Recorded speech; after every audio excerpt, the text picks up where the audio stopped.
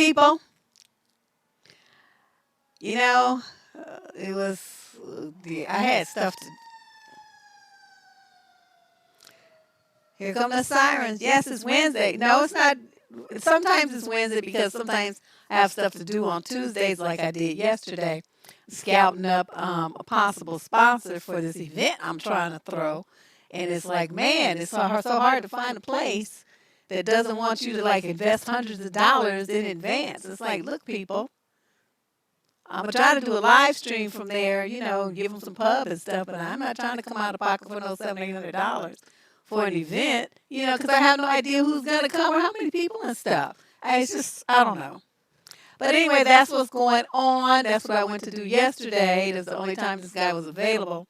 And if all goes well, we will have a spot, but I can't say it yet because it's not confirmed. But I am glad there is an audio issue.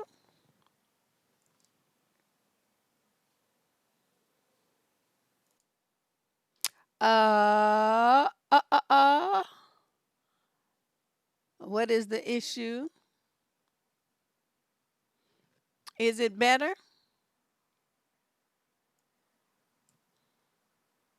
I have reverb. Oh, shit. What the hell?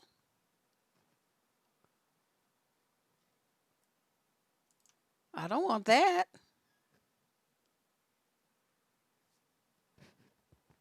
Huh. I wonder what that's all about.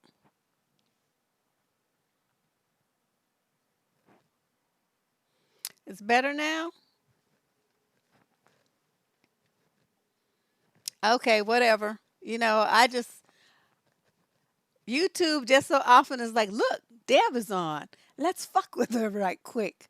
So I guess that's what happened. Anyway, long story short, welcome to What the Fuck Wednesday this week. It's What the Fuck Wednesday. That kind of has a little ring to it. I'm not mad at that.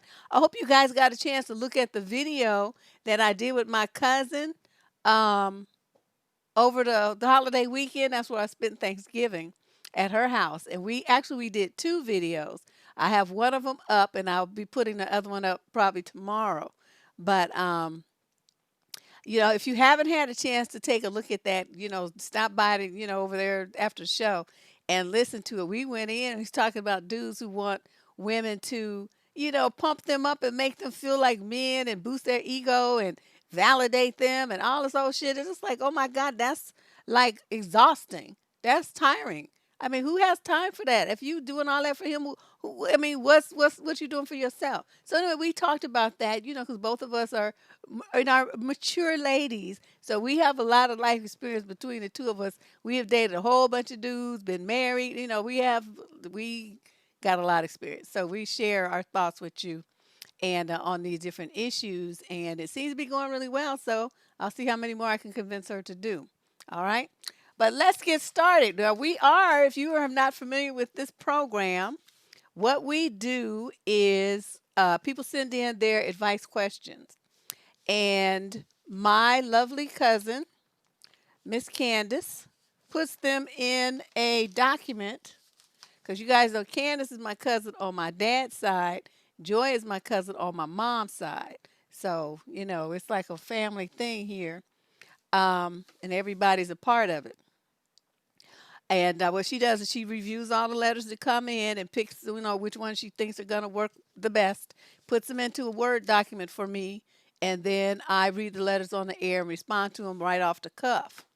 All right. So, yeah, you hear the letters when I hear the letters. This is not, she knows what's in it, but I don't. And let's see how many we got this week. That's always an adventure.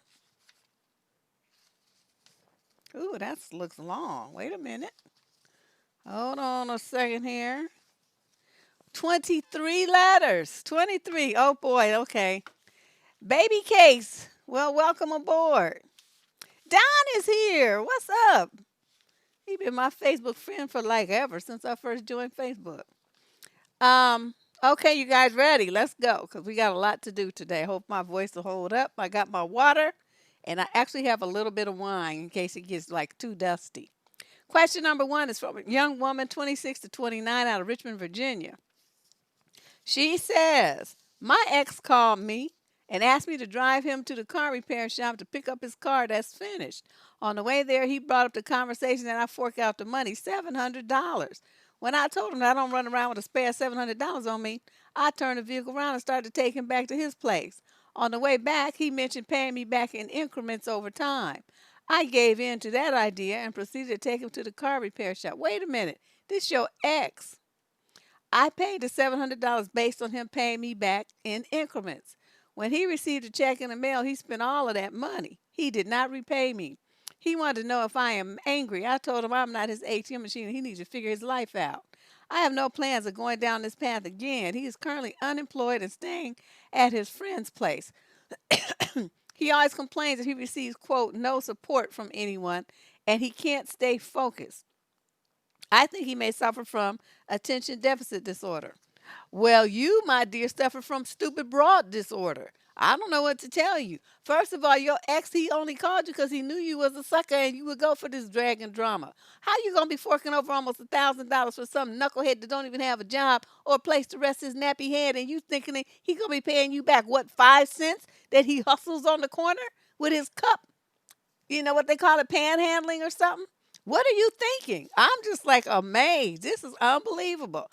I wouldn't give a motherfucker $7, let alone 700 of them. Oh my God. Yeah, she need to be just drop kicked, like stomped like New York style, because it just don't make no sense to be this dumb.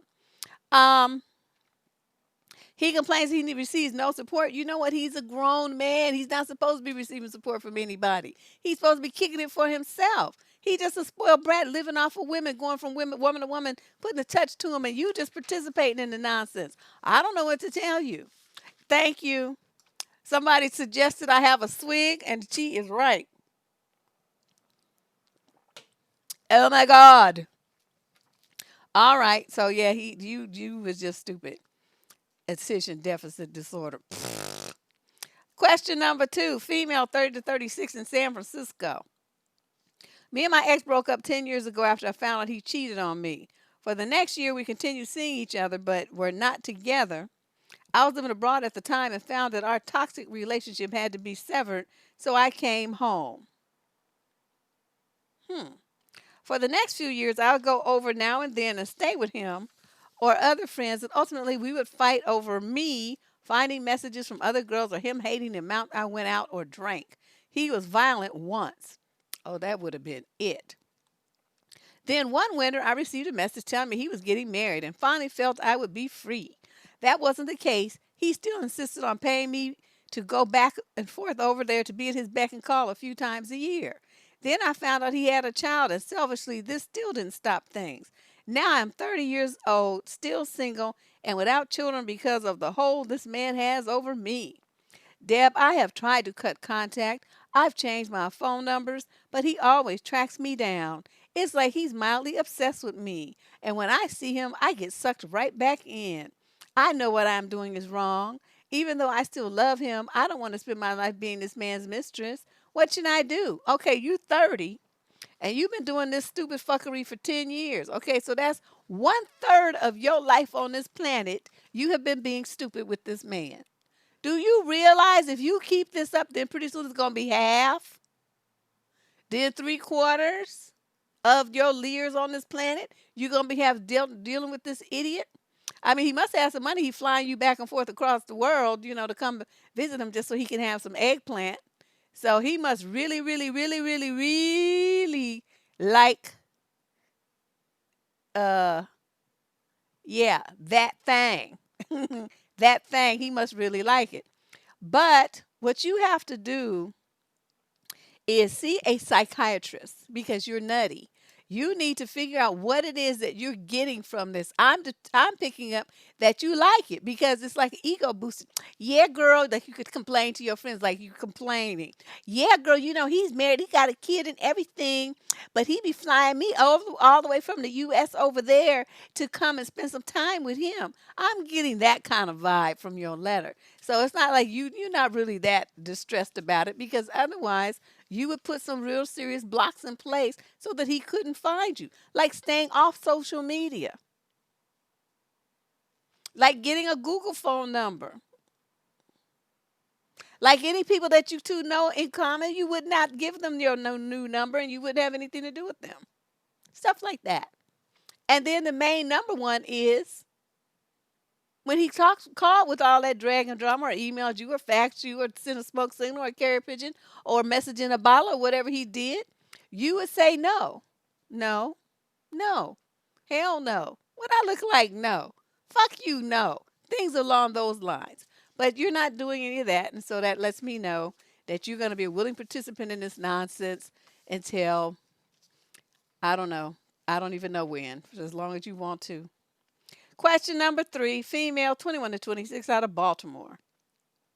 My mother has struggled with her weight for as long as I can remember. She's always been over 200 pounds, has been on multiple medications due to it, and has been talking about wanting to lose weight my entire life. When I was a child, I dealt with horrible body image issues due to always hearing her talking about weight and diets. I even put myself on one when I was only 8 years old. The type of diet where you eat nothing at all. Oh, like fasting. In my early teens, I survived an attempted assault and turned to food as a way of hiding my body and not wanting to be noticed by men. Yeah, I think personally that's the lot of the reason why a lot of women have, are obese. They're trying to hide. Since I was 18, I've been in and out of counseling and have tried to find healthier ways to deal with my pain and insecurities, but it's difficult to be around my mom. I currently live with her, and it feels like every conversation revolves around food, calories, weight, etc. It takes a toll on me mentally, and I don't know what to do because after each of these interactions, I catch myself slipping back into that negative headspace and into unhealthy patterns. Recently, she grabbed my thigh and told me it shouldn't be that big and that I should find out what celebrities do to lose weight. I'm really hurt. She knows what I've been through. It's never been a secret. And when I confront her, she always makes it seem like I have no sense of humor. I can't stop crying. I feel like I never had a chance. And a lot of my childhood was ruined because I was more worried about my body. I don't know what to do. I have two sisters who both went through the same thing with our mom. We've all discussed the impact. Two out of the three of us have dealt with eating disorders due to it. So I have spoken to my sis about it, but I never feel like it helps. I just don't understand why she'd be that cruel. I'm 5'7" and 135, not overweight at all. You a skinny thing.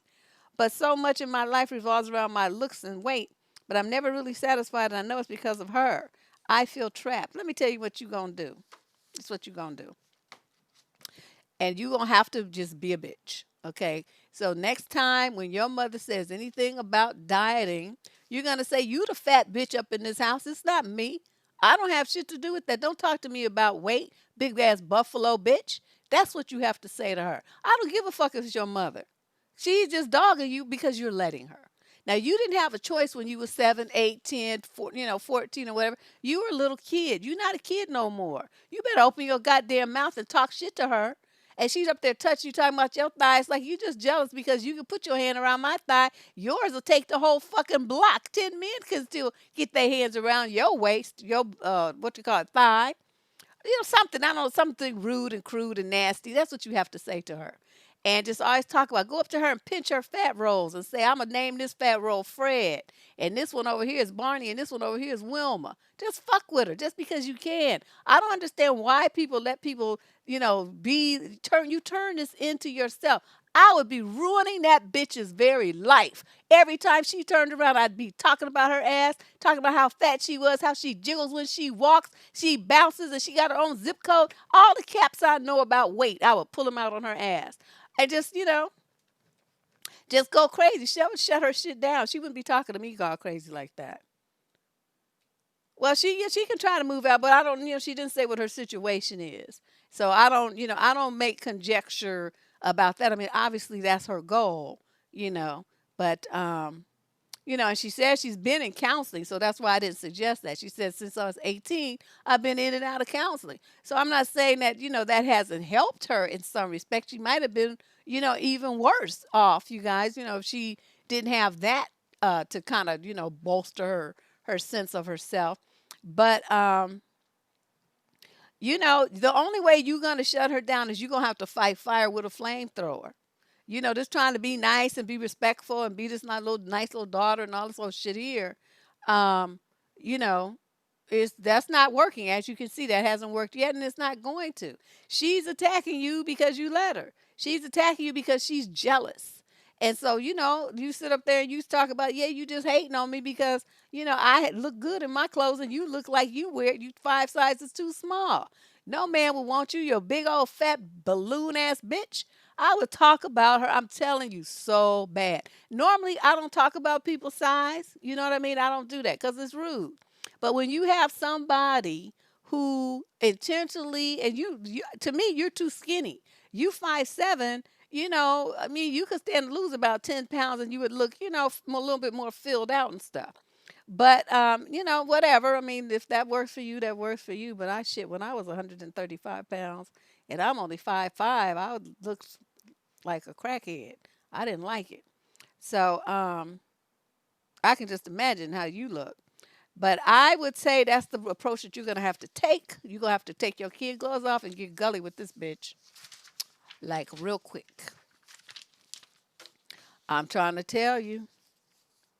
And like I said, normally that's not something I do, you know, because I know, people have different reasons why they're overweight. Most of it's emotional, but sometimes it's medical. Sometimes, it's like the medication they're on or whatever. They have to take it. Steroids, different thyroid problems, I mean, all kind of stuff. You will have people, gaining weight unexpectedly. But she been acting like this for her whole life, and she's just taking it out on you. She need to be talked about real bad.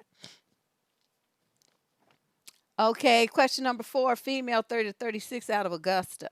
I'm a single woman living alone. Both of my parents have keys in my home for emergencies as I do theirs. I've asked both of them to contact me before coming into my house, in essence, to get my permission first. Both of them live less than 25 minutes from me.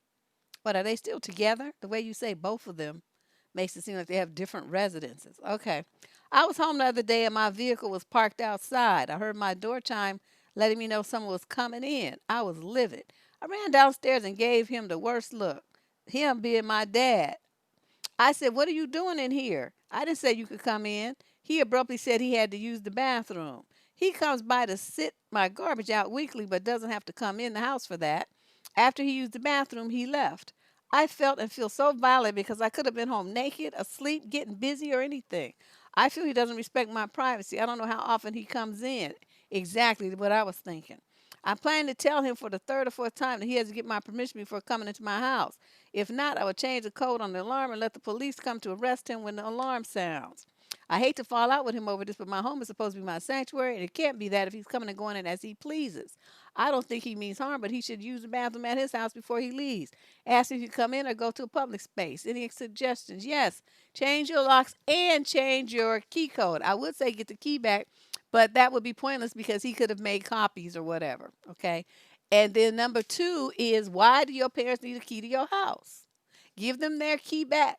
You don't need a key to their house either. I'm a firm believer in that. Once you move out from your parents, you don't need a key to shit because you don't live there. Okay? And if there's an emergency, that's what 911 is for. The police can get in anywhere because they have a master key. So there's no excuse for your parents to have a key to your house and to be able to come and go in your house. You can put your own garbage out. What the fuck is that? What, you like helpless and stuff? You can't put your own garbage out? You need to start being independent of your parents if you're going to be a grown up woman. Okay? This makes no damn sense. I don't understand all this. Change the locks, change the key code, tell your parents to throw that key away because it no longer works, and give them their key back. Those are your instructions from this letter. And then go on with your life. You're a grown ass woman. Stop keeping tabs, letting your parents keep tabs on you like that. And your daddy, something wrong with him coming in the house like that. Like you said, you're a grown woman. You could have been doing anything, been entertaining dude, naked fucking in the living room. All kind of shit could have been going on. And he just gonna tip his ass in the house like that? No. No, no, double no. Hell no. That's just foul and funky. So you need to do something about that right away. That is a straight violation. And you gonna tell them 3 or 4 times that he's still doing it anyway? I mean, after you told him the second time, that should have told you that he's gonna do what the fuck he want to do, and that you have to take action to make sure that he does it. And that's when you should have took action. Not sit up there telling the same thing 55 times. You get one time, and after that, I'm taking action, and you're not gonna be able to do that anymore. So having a key is a privilege. He's just violating that. So you You better do something about this before he catches you in a weird situation. Plus, he might be some kind of freak coming in there putting cameras in your house and all kind of shit you don't even know. He coming in there to retrieve his films, looking at you fucking him naked and bathing and all stuff. I would never trust no man. I don't care if it's my father in my house. I just don't. I just don't trust him. You're not coming up in here. And when you in here, I'm gonna be looking at you. Where you going? What you doing? And why you doing it? It's just too many weirdos these days. People be doing weird shit. And just because somebody is your daddy, uncle, brother, cousin, boyfriend, that don't husband even. That don't mean nothing. Think about some of the stories we've heard lately about the men doing weird stuff to their wives, water and stuff. You see what I mean? No. No. All right, let's move on. Question number 5. This is from a young woman, 21 to 26, out of Ohio. I've been with my boyfriend for about 7 months. He cheated on his ex-girlfriend of 8 years with me. He found out, oh, she found out that they broke up. I'm now with him and I'm so in love. They hadn't spoken in forever, like almost a year. She sent him a Facebook message recently basically saying that she's sorry for the mean things she did say when they broke up, and she realizes they weren't meant for each other and that they were toxic for each other. He responded by trying to argue with her about the past, asking her why she did this or that. She didn't respond, so a few hours later he messaged her again saying, if you don't do that, 8, sorry then. Huh? I was confused, even got upset because he was always straight up about never wanting to talk to her again and how he hates her. So I would expect him to ignore a message from her or block her. Not only did he approve her message on Facebook Messenger, but she's not blocked, meaning they can message each other freely now. She messaged him back saying, I'm not sure what you're referencing. I was only apologizing for what happened between us in the past. Anything that's currently happening has nothing to do with me. And he didn't respond. He doesn't know I saw this message, but I do feel uneasy about them speaking. And I'm shocked he got so upset by her getting her closure. And I don't know what to think of her response. She seemed cold. I feel very uneasy about this. I can barely think. Yeah, because she done with his ass. The one who still want to talk about something and talking about getting that 8. Sorry, then. You didn't do it to get that 8 inches. I mean, what's he doing that for? So the person that you need to be feeling uneasy about is him, because it don't sound like he's finished with her. She's finished with him, though. She was just like clearing the slate and apologizing. Probably was eating on her. And, because she has a conscience, because she's like human. I don't give a fuck. If I say some rude, fucked up shit to you, I meant to say it, and I will never apologize for it because I said it intentionally. So why would I go back and apologize for it later? I said it with malice and forethought. Okay, I wanted to hurt your feelings. I'm glad I was successful. So for me to come back later and apologize, I mean, what the hell would I do that for? So, she's a much nicer person than I am. But you said she seems cold. That means she's done. But, you need to consider what's the deal with your boyfriend or why he's, letting her back into his life and want to argue with her and stuff. I'd be through with his ass too. You know. But he ain't no good. He cheated on her with you. And now you see he's still, tied to her emotionally. I don't know what to tell you about all that. Question number 6. This is from a male, 25 to 29 in the Bronx. Hello, me and my girlfriend of 6 years is currently on a break, he says. It was not easy to adjust because we were the sweetest couple ever. None of our friends would ever expect this to happen to us, but I should have seen this coming. Ever since college, I have not been providing her the same level of attention, and oftentimes I was lazy to do anything with her. There's a twist, though. She had an abortion roughly 2 years ago, and we did not have a single incident of eggplant ever since. Oh. Sometimes I will ask for it, but she will reject me and I would just call it a night. It kind of kills my emotions toward her, but I stayed around because I know it's not her fault that she doesn't want the eggplant. She is scared, and I know I shouldn't have pushed her, but sometimes my eggplant just can't help it. I thought asking, hey, do you want to do it, wouldn't hurt, but apparently every time I ask, even though I had zero expectation, it's like a knife through her heart. Our chemistry became lower and lower, so now she wants to be on a break. I hope I will have a second chance and hope I can get some advice. I know she still cares deeply about me and my family. She messages me pretty much daily to ask about them. She keeps reaching in. What should I do? She is currently applying to a major, and I've always been the one who writes such letters for her. Child, please don't do that. If her writing skills are more horrific than yours, it is a miracle that they would even let her set foot on the campus. This is some horrible grammar, punctuation, spelling, sentence structure. I'm kind of editing this as I'm reading, but no, dude, just give that dream up. Should I keep doing it? No. I really want the best for her. I want the best of her, he says, but he means for. I'm improving myself, but I'm just afraid it is too late. In fact, I told her I've decided to get a vasectomy. 2 weeks after our break, it was probably a bad idea to tell her that, but I was hoping she could see how much I care and how much I wanted to do, but I seem to have put her in a deeper struggle. She even says she hates me for the first time. What should I do? What can I do? Oh my God. Kill yourself. That's what I was thinking while I was reading this. I know that's so rude and you shouldn't be saying things like that, Deborah. Just spank my hand. But dude, I mean, she don't want you. Just let it go. She's taking a break. That's just a polite way of breaking up. That means she's sick of your ass. She's sick of you. She's sick of your dick. She's sick of everything of yours about you. She's sick of the fact that she had to have an abortion by you. She's sick of the fact that she's just tired of you and she's ready to move on. Okay. The main thing that men don't understand is when a woman, what she's talking about, she hates you. She don't hate you, but what she is disgusted. And when you have a woman who is disgusted, the next step from that is complete apathy. Not hate, not love, not like, just whatever. And you say something to her, she's just gonna be like, yeah, nigga, what? Thanks, Leandra. Uh oh, Leandra must have been out hustling again this week.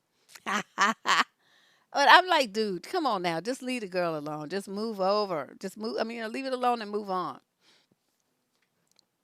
Wow. Question number 7. Female, 25 to 29, out of Northern California.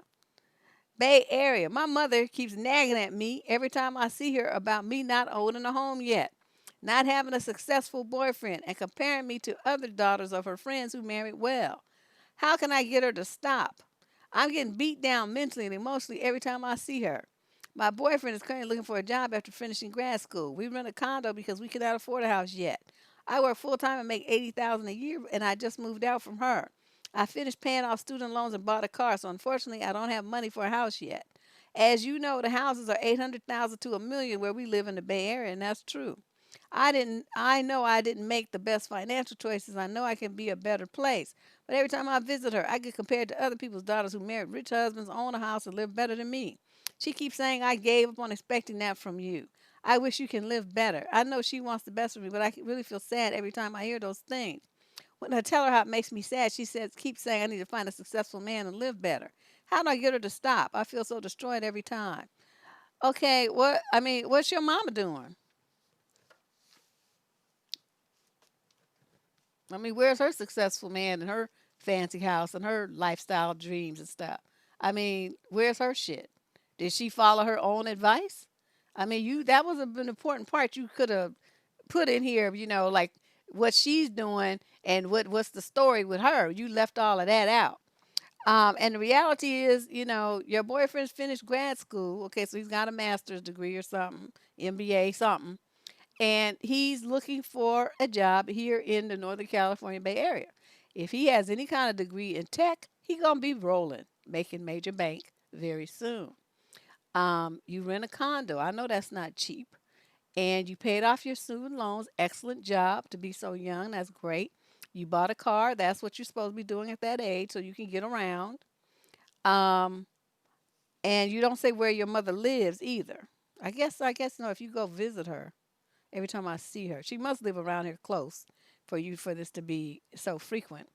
But you feel destroyed every time. All you have to do is tell her to shut up. What is wrong with you guys? You just tell your parents, shut up. Stop talking to me about that, or I'm going to cut you off and not talk to you at all. Those are your two choices. Either you talk to me and you avoid this subject, or I just won't talk to you. Because one thing I don't want to do is have my nerves work like this. I mean, that's like, I got mad at my mother. She hadn't talked to her ass for about 6 years. She was on a serious timeout. We got over it, but it was one of those things like I would do anything before I disrespected my mother. But she pissed me off so bad, so fucking bad. I put her in the corner. And I told my brothers, don't you say nothing to me about calling her. I'm not going to do it. She is on a serious timeout till I feel better. And it took 6 years. So, and I don't know why people feel like, as an adult, that you can't get along without your mother. You need your mother when you little, but I mean, if she's getting on your nerves, she's disturbing your peace of mind, she's making you feel like a failure, like nothing you's ever good enough, you're confused, you're in angst, you're crying and upset, stuff like that. That's a toxic relationship. And it doesn't matter if it's with your mother, it's bad for you. Cut it loose. Okay? And sometimes, they be on a timeout and they miss out on stuff. Then they get a new understanding. And then when you come back, they be so happy to see you and talk to you, they act right. But I'm telling you, just like a beast in my family. I don't taking no shit from nobody. I don't give a fuck. I'm just telling you. That's just how I am. I'm just born that way. Just an asshole. I don't give a damn. So, yeah. Speaking of which, I told you guys I had a man that I was seeing. That shit is over. Over, over, over. One thing I cannot stand is sometimey, half stepping, non whatever, inconsistent situation. I'm not going to invest anything in that. I'm not going to do it. So that's over. So I'm back on the market. I just thought I would let you know. All right, so let's go. Question number 8. Male, 30 to 36 in the UK. A few weeks ago, I was looking for a gift for my son on my girlfriend's computer when I came across videos of lesbo. Uh, oh, don't be sorry. It's fine. One thing I think a lot of men don't understand is Deb is going to always love Deb more than Deb loves anybody else. And if I start feeling like, you know, it's going to be some bullshit, I'm out. I told you guys I'm like the one date queen. But this one lasted, like 3 or 4 dates, which for me is a long time. Yeah. Yeah, I mean, it's one of them things, but I think I deserve better too, and that's why I had to cut him loose. I just, I don't want to be bothered. Okay, so he's looking for it, and he finds this lesbo exotic movie stuff. I was absolutely shocked. It ranged from a saved video of two women kissing in a shower to full on woman to woman eggplant.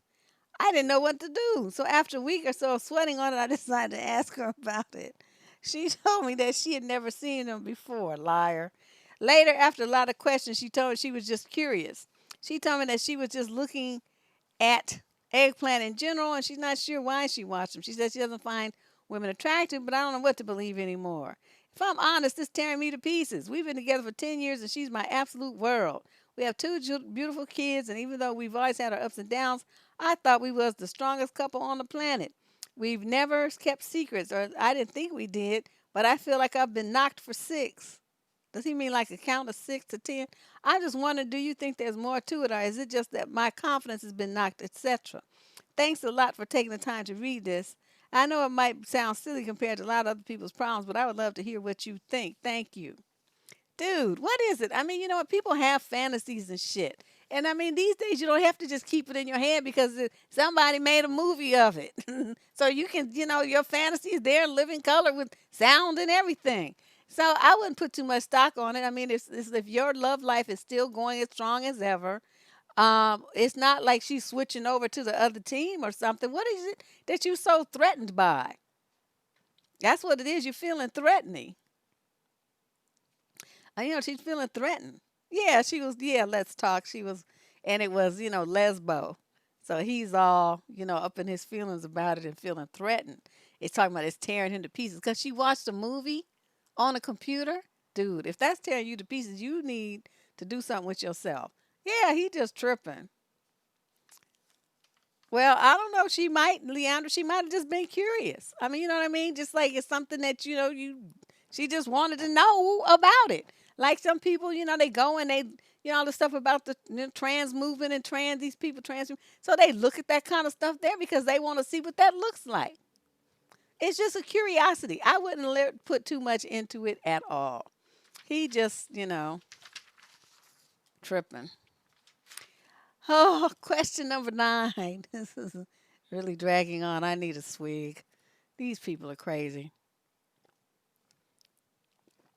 I didn't even bother with a wine glass. I used one of the cups I keep for the little kids when they come visit. Question number 9, male, 30 to 36 in Conroe, Texas. Oh, I know where that is. My family's in California. I live in the suburbs and work in Houston. To put it simply, I have an estranged relationship with my immediate family. From everything I've seen, they're financially irresponsible and are terribly full of themselves. Right before the recession, they bought a home worth $500,000 and they have never been able to properly pay anything pertaining to it. I left home and went off to college and got my footing in the real world. I make a decent salary, and they have recently caught wind of it. I get texts and calls from them saying that they're gifting me the house, but I have stated my lack of interest and said no on multiple occasions. From what I can recall, my mother and my sister have collectively filed bankruptcy 4 times. Dang, they like Donald Trump. Multiple liens have been placed on the house and probably other legal stuff I know nothing about. Both of them have credit scores in the low 500s. Oh, that means they don't have no credit. And their income is nowhere near what they need to sustain the cost of this house or living in California as a whole. It never has been. From past experience, they will sign my name onto paperwork without my consent. Oh, that's identity theft, young man. They have done this to me and other family members in the past. Our culture and family promotes compassion and heavily frowns on escalating this to legal terms. I don't give a damn. However, a house being volunteered in my name is a hill I am not willing to die on. I'm not making enough to pay for their living expenses, my debt, and more. They don't seem to care how it will affect me and my future. They only want the financial burden off their shoulders. So, in short, if I'm done with this game, I don't want anything to do with their manipulation of our culture, but I don't want to screw over innocent parties in the household. The only people I'm concerned with are my autistic older brother and my teenage nephew. Both are stuck in the middle, and my mother and sister refuse to downgrade their living due to financial issues. I call bullshit. They won't disclose to me the state of the house, how much they owe, or anything. They're only telling me purity stories about how much they sacrificed for me to go and live my dream. Also, bullshit. Deb, I paid for my entire college education and beyond without their help and have had to undo their meddling that cost me over $20,000 in scholarships. How the cost of supporting my brother's taxing on them, and if I don't take over the house, they will all be homeless and it will be my fault. They refuse to give me time to research or sit down with anyone about the house state. They won't disclose anything to me about why they suddenly need me to take over the house or acknowledge that I've explicitly said no. I'm getting texts with links on YouTube videos about how to buy a house and start looking into a CPA so I can work out now how I'll take over the house when I have already stated no. What resources do I need to look into to get the answers I need to help them without completely fucking myself over? Is this something I'll need to escalate and get a lawyer to deal with? What do I need to do to keep it moving forward? Do what these people is talking about. What you guys call it, a credit lock or something like that? You better do that so they can't be running your credit. Do it tomorrow while these credit agencies are still open.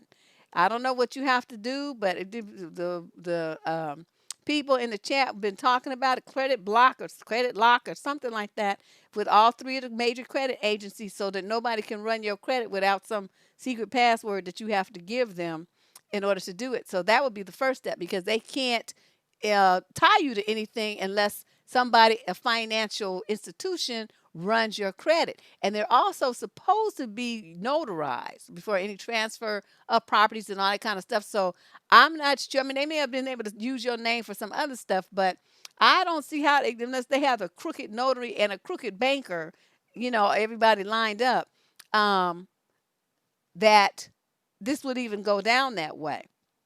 But the main thing is, lock up your credit so they can't do nothing there. And then as far as the house goes, just tell them, stop saying no and say, look, y'all need to box up your shit because you get ready to get, booted out that house.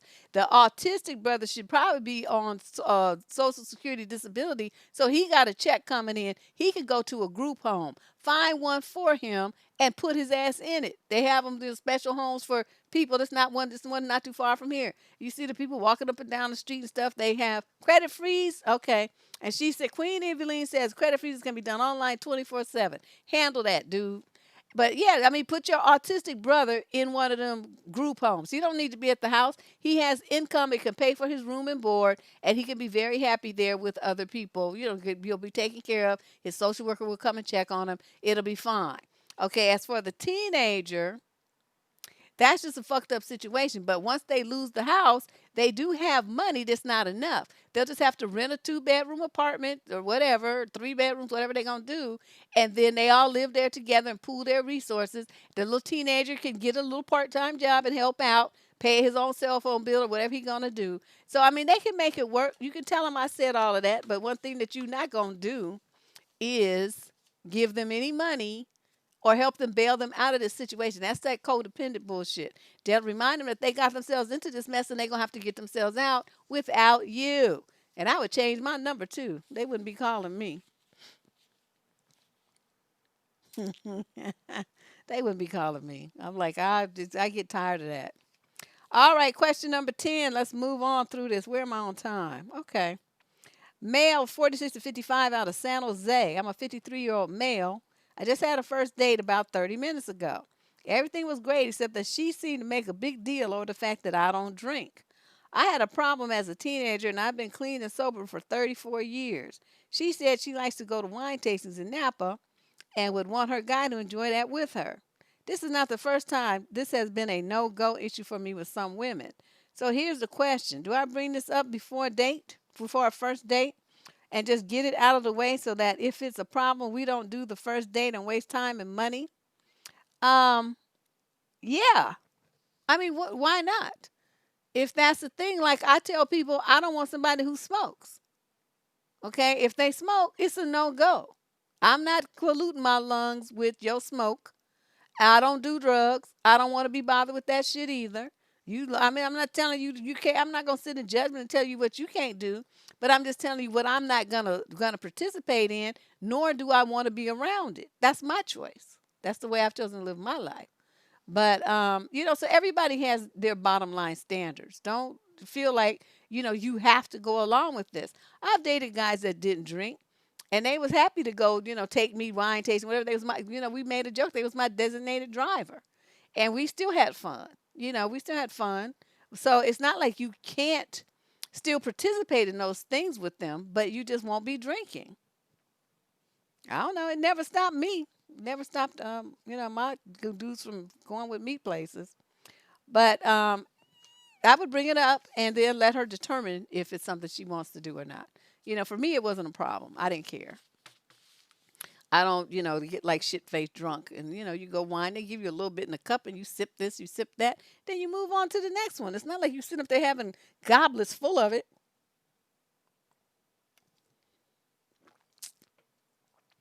Well, because a lot of people, if they don't drink, they want to get on a soapbox about, the dangers and the risks and the evilness of liquor and all this old stuff because they used to drink.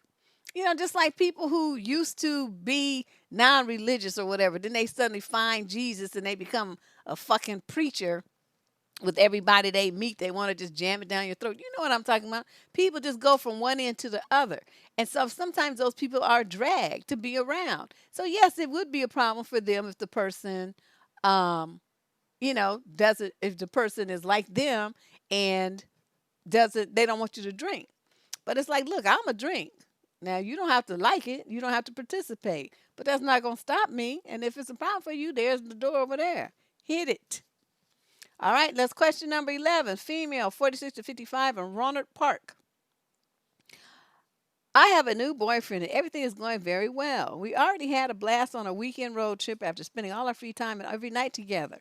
He initiated this and he invited me to join him on his already planned 2-week Christmas/New Year trip out of state where he's from. I have all that time as paid holidays from work and would love nothing more than to spend it with him, so I accepted and he got the tickets for me.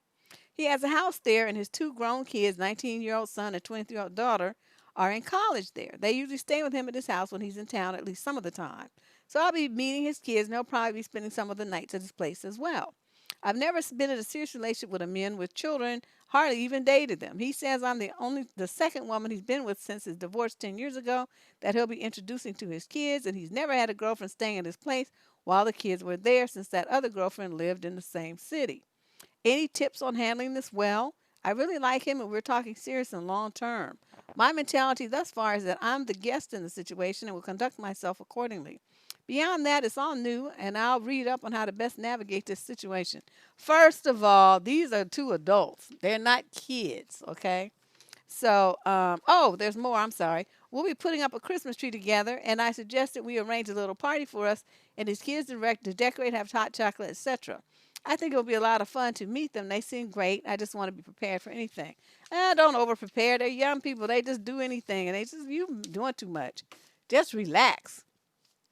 They're gonna look at you, and they're gonna be like, "Oh, well, Dad has a girlfriend. It must be serious."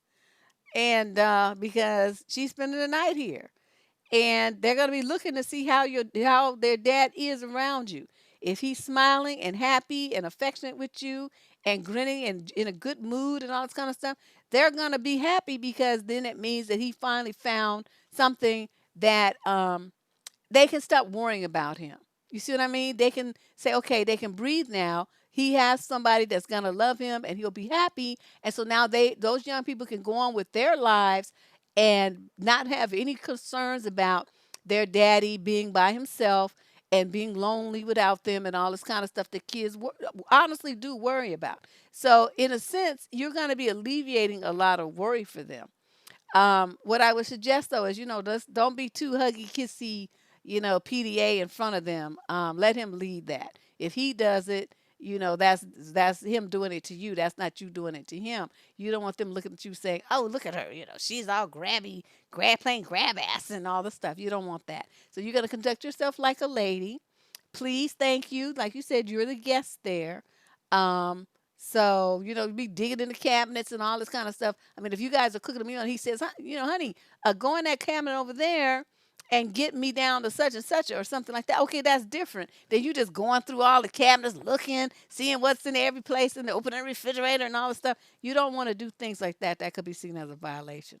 But other than that, just relax, have fun, talk to them. They're young adults. They're not children. And so, there's nothing really, I don't think, really to worry about. Those are good ages. I think they're still young enough to not have a lot of experience that's ruined them and jaded them or anything. But they're old enough to be able to drive and go places and have jobs and be in school and have life experiences and have traveled. I mean, it's an interesting age, and I think you enjoy being there. Yeah, I don't think that's gonna be her. I don't think she's gonna be pushy. She seems to be very cognizant of the fact that she's gonna be a guest and that that it's their dad and it's the first time only the second time he's gonna have somebody introduce them. She mentioned all that, so she's already aware of all that. That's not even an issue for me to address. She already knows all of that. Okay, let's move on. Question number 12. Female, 30 to 36, out of London. My 27-year-old brother has been living at home for the past 6 years since graduating from uni. Since then, he's had a few part time jobs, but nothing to really bring in a huge amount of income. The reason he has been able to survive is because my parents pay for basically everything, as well as do his laundry, cook his food, etc. I don't live at home and haven't for around that same 6 years. To put it bluntly, Deb, he is entitled and lazy. He doesn't have a job because he thinks he's too good for 99% of the ones he finds. Plus, who would get a job when your parents set you up on dinner every night, do all your laundry, and pay all your bills to pay without you having to lift a finger? When he is offered a job, he either quits after a few months with nothing to go to or rejects the offer for no reason other than not wanting to work. Wow, must be nice.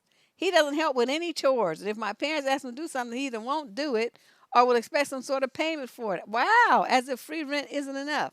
Every month he asks my parents to lend him money to pay for various things, and he currently owes them thousands. When he does get some paid work, he refuses to hand the money over to them and will give them the measliest of amounts. I forever tell them to stop giving him money, but they don't want him to be in debt. Currently has a car on finance, so would rather give him the money so he doesn't get in trouble. Wow, they are really codependent. It's embarrassing that a grown-up man is acting like such a child, and he needs to learn that his behavior is unacceptable. I always try to advise my parents on how to deal with this, Take away his internet access so he doesn't just sit at home and play video games all day. Don't do his laundry. Don't cook his food. But they haven't changed. What can they do to make him grow up? And if nothing, what can I do to stop this affecting me so much? It breaks my heart to see him take advantage of my parents again and again.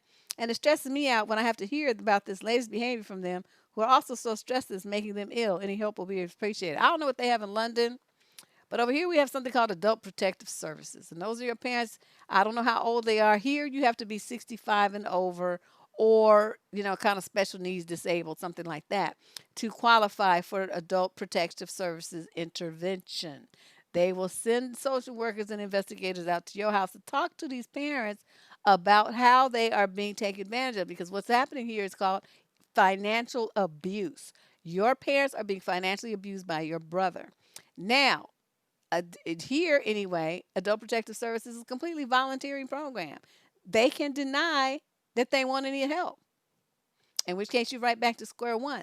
But sometimes what that does, though, is scare the person who is the abuser, because they will talk about the sentences that you can get for financially abusing seniors and elders, and it ain't nothing light. At least here, people getting 10, 20 years for that.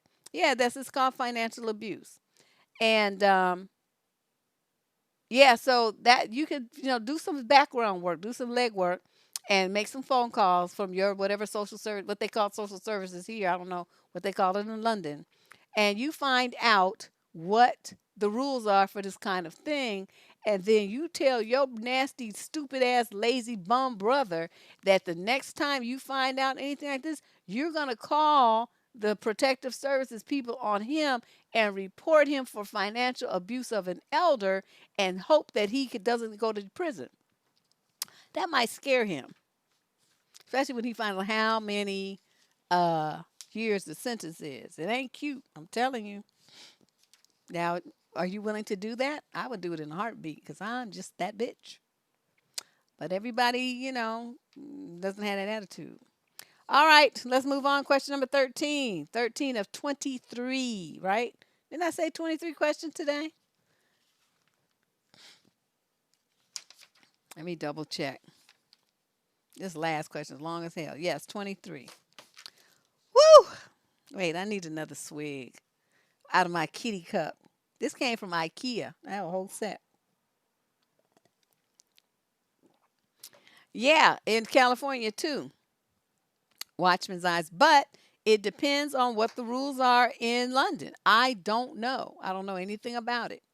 I mean, do you have to be 65? Do you have to be 60? Do you have to be 55? I mean, what are their rules? Do they even consider financial abuse as elder abuse? I mean, I don't know, so I can only share the information that I know about what goes on here in the U.S. I do not know what is going on in London. So I can only give her some, push her in a direction where she can hopefully find some information that will provide ammunition to help her parents fight this brother. They sound really weak, and for all we know, he might be threatening them or something. There might be some other underlying things that she doesn't know that's going on over there. In which case, they might welcome the help, the legal intervention, because they don't have enough strength to deal with it by themselves. So I would it's just there are just so many open and unanswered questions about the situation.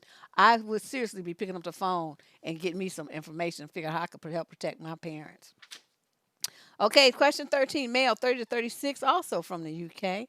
Very long story cut short, and could do with honest or brutal advice. Well, you're in the right place.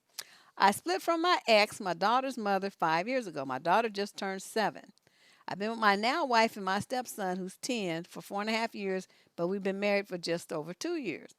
I have my daughter every other weekend, Friday to Monday, since we broke up. I also have my daughter 50% of school holidays. I was never married to my ex. I pay my child support every month and provide everything my daughter needs when she's at my house, too. So we went on a family holiday in August this year, just the four of us. That's him and his wife and the stepson and his kid.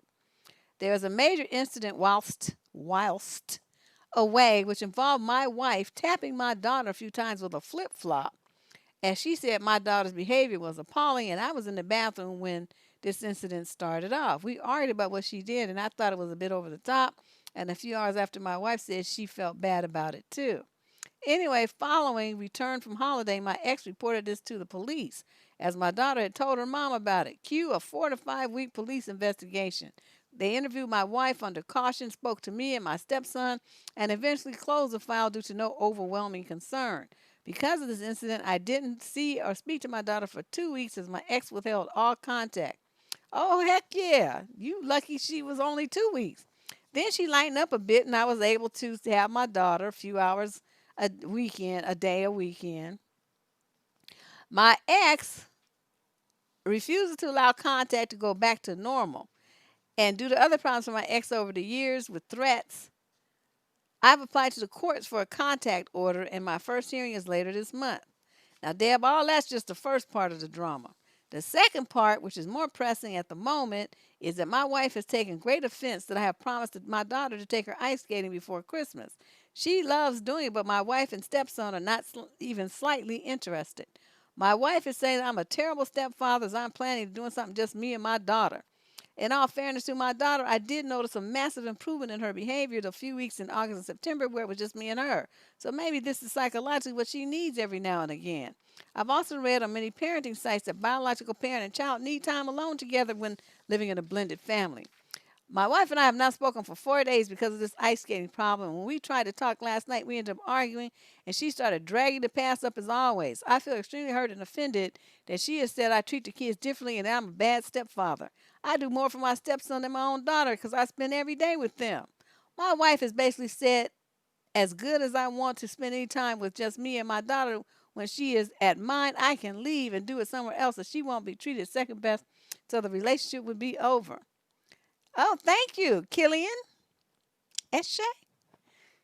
Thank you. Very generous donation there. This is amazing. The way I view it is I'm trying to please everyone, and when I get a few hours with my daughter, I want to make her feel loved by her daddy and make sure she goes home to her mom with happy memories. It may sound like a small problem to some, but it could break us up as my wife is that angry about it. Deb, any help will be appreciated. Thank you for your insight. Let me tell you what you tell this bitch. Sit that hoe down. And you say, God damn it, motherfucker, let me explain something to you. That is blood. I could go to court and be done with your ass and your raggedy ass son in 10 minutes. But that daughter is going to always be my daughter. I come hell or high water. She is my blood. And I'm going to do everything that I am supposed to do for her, not only legally, but morally, emotionally, mentally, physically, because that's my baby girl. You don't have to fucking like it, bitch. But you know what? Let me tell you how this is going to be. Either you're going to shut your goddamn mouth and you're not going to say shit about my daughter again. If you touch her, I'm going to knock your fucking teeth out. If your son touches her, I'm going to knock his fucking teeth out. Y'all going to leave my daughter alone. If that program is not suitable for you, then we're going to fucking get a divorce. I don't give a fuck. This is my daughter and she ain't going nowhere and neither am I. Deal with it. Yeah, she's jealous of the daughter. I would cuss that hoe out. He's sitting up there trying to be jealous of a 7-year-old baby and causing a bunch of havoc and hitting her with a flip-flop. I would have bust that bitch in the jaw. It's like you sitting up there going to tell somebody that, and you're going to be talking about your daughter was acting so horrific. She had to tap her with a flip-flop. Bitch, let me tap you with something. I'm not, I don't mean to be hilarious. I'm being real. I'm telling you. Ooh, I'm telling you, if I was a dude, I would just be such an asshole. I don't know, because this has got every woman that I know wants to have a husband, even a baby daddy, whoever, the father of her children, okay, who is that devoted to his child. This dude is even going to court to get a court order to make sure that he has time with his daughter. What in the world? I mean, you know what I mean? Because the mother of court, rightly so, is stepping in and being very protective because she knows that this bitch that her man or ex baby, whatever he is crazy and jealous of the little baby. Okay, so the mother is she wants her daughter to have time with her father. Of course, she doesn't want to keep them apart. But of course, she's very, very concerned about the daughter's mental and emotional health by this man being married to this dusty bitch. So I'm like, she don't need to get a life and get some friends. She need to get her fucking ass out of there. But it was me, I'd be getting a divorce. I just thought I wouldn't. Soon as she started trying to show jealousy over a child, to me, that's like, there's no discussion about this. There's no compromise here. That's my daughter. And you're just somebody I'm married to. And people get divorced every day. Did you forget? Okay, you got a divorce, and we about to get a second one rolling right here.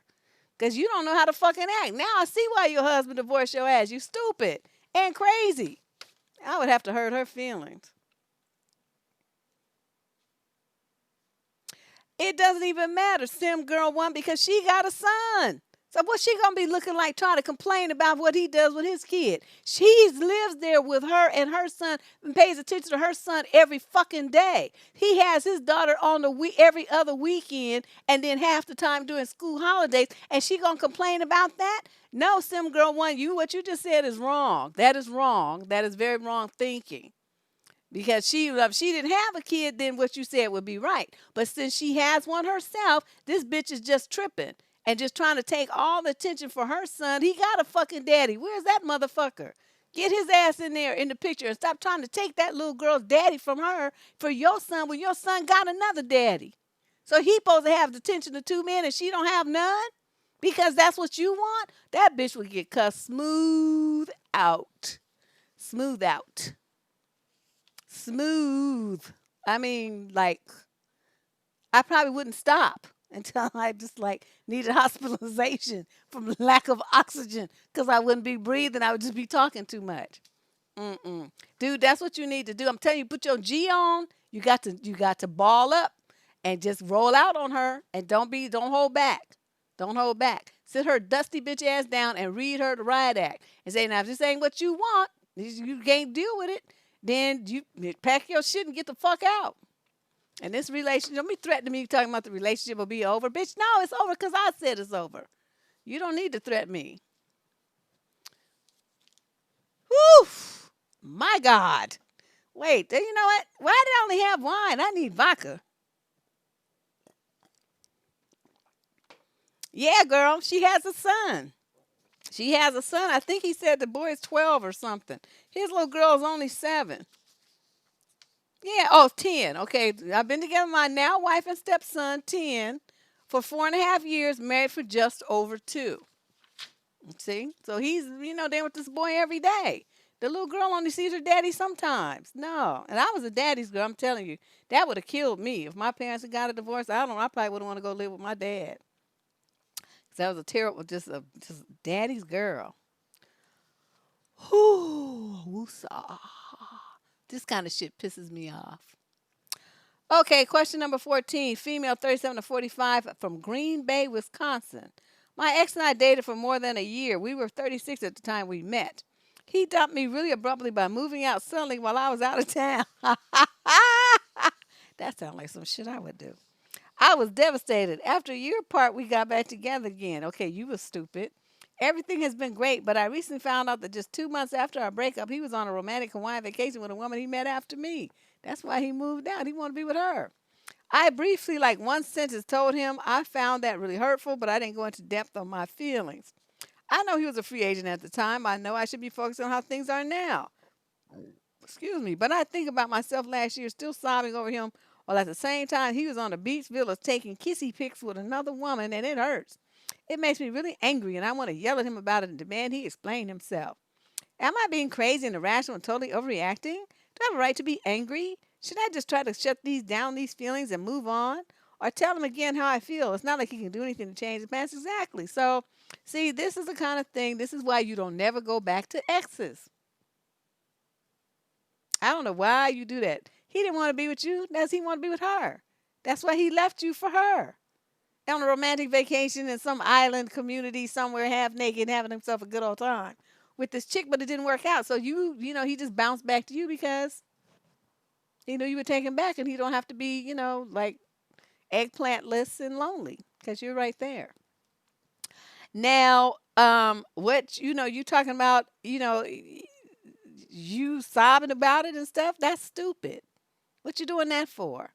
Instead of you worrying about what he was doing, you should have been out fucking and having yourself a good old time so you wouldn't be worried about what he was doing. You would be too busy having yourself a good time and creating your own memories, but that's not what you did. So don't be mad at him because he did something that you should have been doing and you didn't. You failed yourself.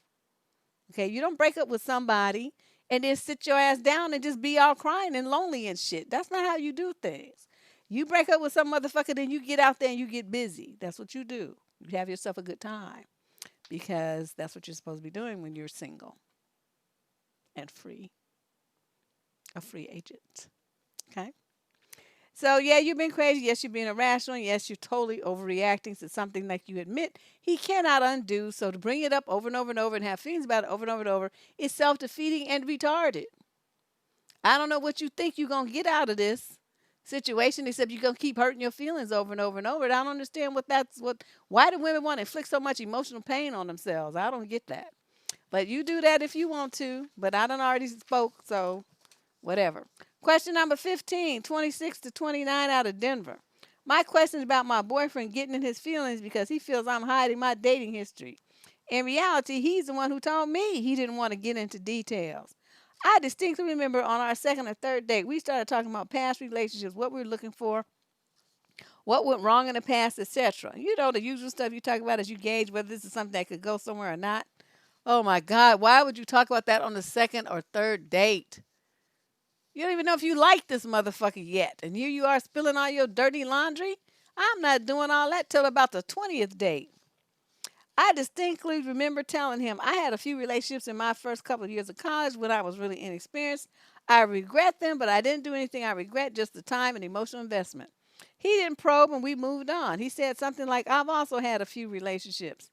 So now it's 8 months later. We've been dating and we're preparing to move in together. We were cleaning out some old boxes when I came across a relationship notebook book I had from many years back. I'd honestly forgotten it was even there. I told him I'd been writing a few pages to summarize relationships slash feelings after they were done. And he was shocked that most of the book was filled up. You stupid. I admitted over the first 3 years of college I'd been with roughly 15 to 20 guys. He was devastated, immediately left my place, and then had an angry conversation where he accused me of hiding my history from him. What the fuck? What is this? It's a man who, okay, let me explain something to men. No matter how many dicks you've had, each man that you get with, I don't care how many kids you had, whatever, each man wants to imagine that he is, entering near virgin territory. For some reason, which I do not understand and probably never will, that is important to men because men are stupid. Now, obviously, you a woman in your 30s or 40s, you done had plenty of dicks, okay? It ain't like, you just rolled off the field somewhere and they ain't never had, intimate times with a man. So why they want to think that and why that seems so important to them is so unrealistic and so retarded. I can't even fathom why they think that way, but they do. So you tell him seeing the evidence of it in written form like this totally blows that fantasy that he was trying to have. Well, maybe she had a few relationships, but they didn't really mean anything. It was probably 2 or 3 dudes. And, so I'm like number 3 or, something. 3 seems to be the magic number. They want to be like number 3 or less than number 5. And so now he knows that, his ass is way down the lineup and he got to bring it or, you got a lot to compare to and he ain't going to meet the match. So that makes them feel very insecure about their manhood and their ability to keep you and all of the stuff. A lot of guys have this fantasy that the less experience a woman has, the more likely she is to not cheat on him and to stay with him. But in reality, you want a woman who has more experience because the ones who don't have experience are the ones who want to get it. The woman who's already got her fill knows when she got a good thing and she ain't going nowhere because she likes what she got. But they don't think like that. They don't really understand that that premise. It's kind of interesting.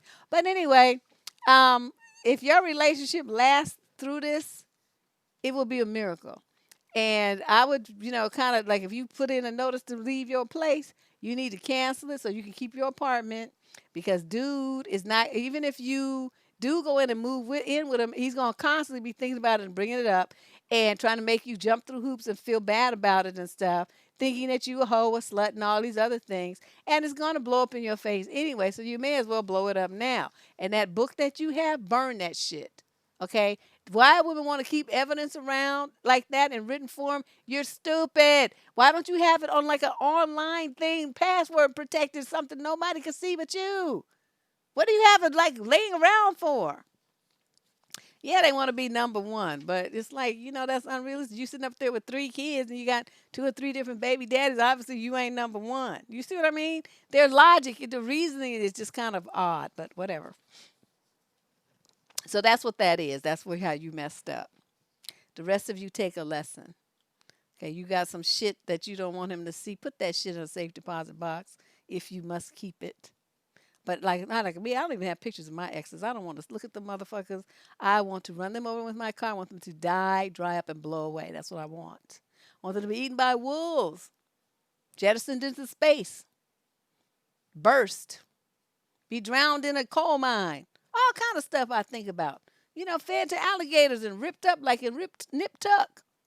When the Christian and what's his name tied the hams to him, and all the crocodiles and whatnot came out the swamp and started munching. I thought that was the best shit ever. I wanted to do that to somebody. I thought this is just fabulous. But that's what I'm talking about. Yeah, I was the exes and stuff. So, honey, you need to just realize that you fucked this all up and just cancel your vacation of your lease and move on to the next dude. Question number 16, female 21 to 25 in California. I'm 23. I've been dating my 26-year-old boyfriend for almost 4 years. Over the years, wait a minute, you're only 23 and you've been on for 4 years? Over the years, I've gotten a sense his mother doesn't like me. His mother's the kind to constantly update her Facebook status on her location. Wow, she's a social media hoe. Pictures of literally any day where she leaves her house, any new food items she makes, etc. She is unemployed and lives on benefits, so she finds time to do all this and speak to many people. It was recently my boyfriend's birthday, and his mother just had to make a status about it, despite wishing him a happy birthday privately. My boyfriend and I are really private people. We have Facebook accounts, but use it only to keep in touch with people, and I literally haven't updated my Facebook anyway, including a profile picture, in 4 years. Then close it. I mean, what are you doing? Whenever anything happens in my life, whether big or small, like graduating from university, my boyfriend and I going on a trip, me having a bad day, my boyfriend and I going out, etc., she is the first person to literally hound me about it. She would blow up my phone with a million questions. If I ignored her, she would ask my boyfriend or my mother. Sometimes I don't even have a chance to tell my news to my own mother before she starts bothering me. Also, at his family gatherings, I often have random people I've only met once or twice, come up to me and ask me about my personal life. This makes me uncomfortable. It's not even necessarily bad things, but the whole point of being private is that whether the news is good or bad, I don't want people other than my family and close friends to know. I expressed my boyfriend about this and he's shown concern, but he isn't sure how to make me feel more comfortable. The thing is, I literally cannot speak to her by avoiding the topic because she doesn't quit until she finds out. I'm also nervous about bringing up the topic because I know she will react badly. Instead of telling people about my private life, she will gossip. How can you believe that she just said that? How fucking rude. The only reason I haven't said anything to her is to avoid further gossip and also avoid any awkward moments and weird confrontations, as we often visit my boyfriend and his family, and since his father and sister are very introverted and prefer to spend time alone, she's the only person I communicate with while I'm there. She seems to be the glue in the family, and also my boyfriend is a mommy's boy, so I don't want to cause any issues. Oh, who gives a fuck? You don't have no imagination. Honey, let me tell you how I fuck with that bitch. Okay, she want to know something, right? Make some shit up. What's wrong with you? Why do you feel like you have to tell her the truth when you know how she is? I would look online at some of the stories that I saw in there. I would tell her that like it was just like it was me. I would make up so much shit. I would have her mind all a buzz. Oh yeah, I went here, there, I went there, this and that. I saw this and that celebrity. Can you believe it? I would just fill her with all kind of stuff that would be just wonderful gossip fodder. And then when people came up to me and asked me about it, I said, oh yeah, I made all of that because she just want to have something to talk about. So I gave her something to talk about. And they're going to run back and tell her. And she going to be like, you just did that? I'm like, well, yeah, because you always want to know stuff. You nosy as fuck. So I gave you something to talk about. It sent you away happy. My thing is, I don't care if you go away happy or sad. I just want you to go away. But happy means something to your son, and so there you go. And then she would be upset that you didn't tell her the real stuff, and then I would still make up stuff because why not? It's like entertainment. That's what she wants, right? She wants entertainment because her life is so fucking boring. She don't have shit going on. She don't have nothing to do with herself. So that's why you just provide entertainment. Watch some U.S. shows on the YouTube or something. And just tell her all those things that are going on in the crazy soap operas. Uh huh. Exactly. She said she's going to Mars to find a cure for noses. That's what I'm talking about. Just tell her, I had this dream that that I had went to the moon and this and that, blah blah blah. Or I was over here, I was over there, I was gonna go over here with my friend. It's a friend that you made up that don't even exist. Barbara, Sheila, Sharon, Lisa, whatever name you want to, just make up some shit. It doesn't matter. None of it will be true. So two things are accomplished. Number one, she goes away happy with some shit to talk about and run her mouth about and tell people about. Even though it's not true, she goes away and she's happy because she feels she got some news. And then number two, your information is still private. So everybody, it's a win-win situation. I don't know why you haven't thought about that. And that's how I would handle her. Question number 17, female, 21 to 26, out of the UK. I have been married for 4 years. I'm 25 and my husband is 5 years older. We have a newborn and a 2.5-year-old. A couple of days ago, I was breastfeeding the newborn. My toddler was having a meltdown. My husband had just got home from work, and I asked him to help with the toddler because it was out till I was done feeding the baby. This is when he lost it. He started screaming and saying I was a horrible mother. I was on the couch breastfeeding with our toddler crying on my feet. He threw a soda can at me. I ducked. Wait a minute. It hit the wall behind us and exploded. He continued to yell and berate me till I went and locked myself in the bedroom with our kids. The next morning, I packed up our stuff and I'm now staying with my brother. He keeps calling me, crying, saying how sorry he is that it will never happen again. But I'm at the point where I don't believe him.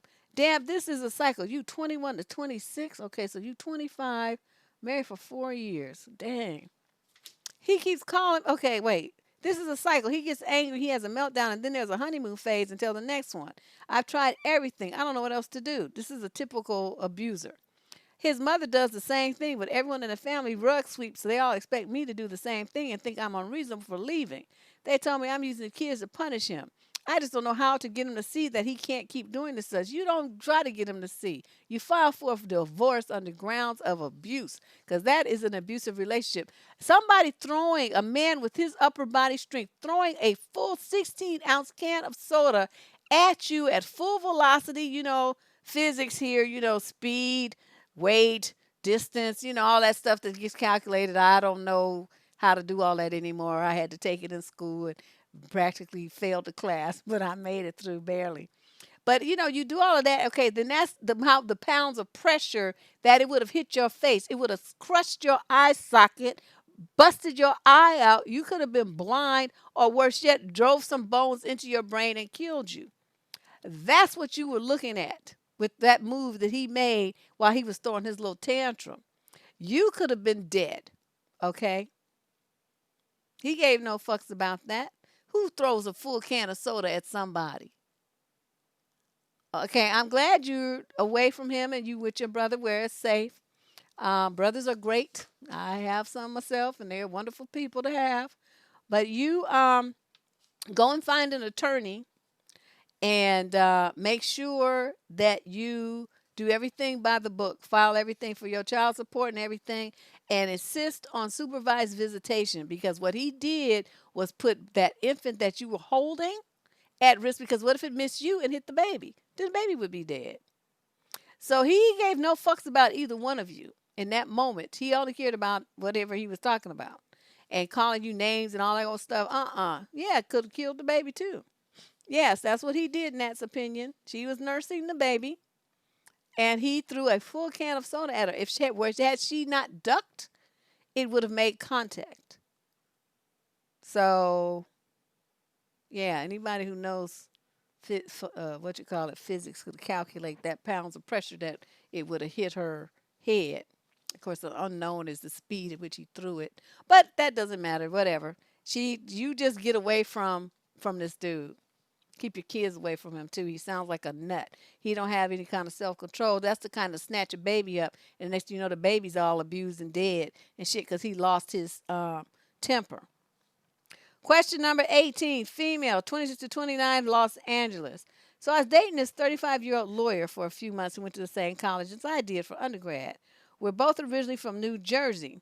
have similar sense of humor, and a mutual attraction to one another. The only difference was he has long money and I don't, which is fine. However, he would constantly talk about the houses he owns, his BMW, his savings accounts his mom set up for him to go to law school, his Gucci shoes, his Roth IRAs, his vacations, and so on and so forth. And while I'm happy to witness black people doing well, I couldn't help but feel low knowing that I had none of these things. Yeah, I'm a college grad, but I had to take out student loans. My entry level job is decent, but it's not affording me Gucci shoes and exotic vacation. I don't own a home. I actually stay with my parents to save money.